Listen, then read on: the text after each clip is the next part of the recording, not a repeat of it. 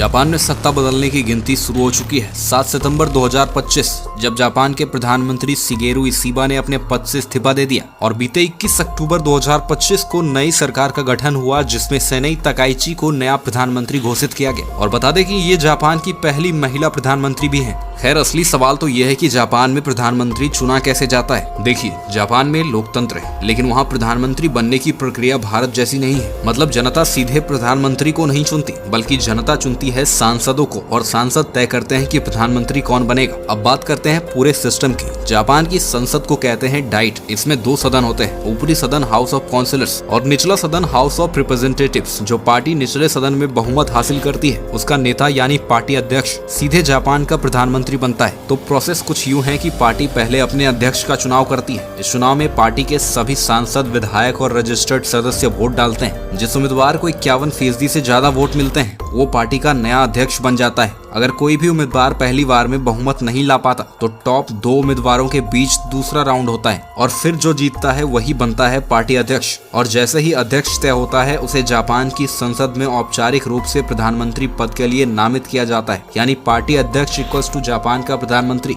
अब इतना कुछ जान लिया है तो यह भी जान लेते हैं कि जापान का प्रधानमंत्री कितना पावरफुल होता है। तो जवाब है, काफी हद तक पार्टी पर निर्भर करता है। अगर पार्टी के पास मजबूत बहुमत है तो प्रधानमंत्री के फैसले को कोई नहीं रोक सकता। लेकिन जैसे कि कुछ दिन पहले की स्थिति बन चुकी थी, जहां पार्टी खुद बहुमत खो चुकी थी, वहां हर फैसला समझौते के जरिए लेना पड़ता है। प्रधानमंत्री के पास सीमित ताकत होती है और सत्ता का असली खेल चलता है पार्टी के भीतर। अब देखना यह दिलचस्प होगा कि जापान की नई प्रधानमंत्री सेनाई तकाइची किस हद तक जापान में उभरती नई मुश्किलों का सामना करती है।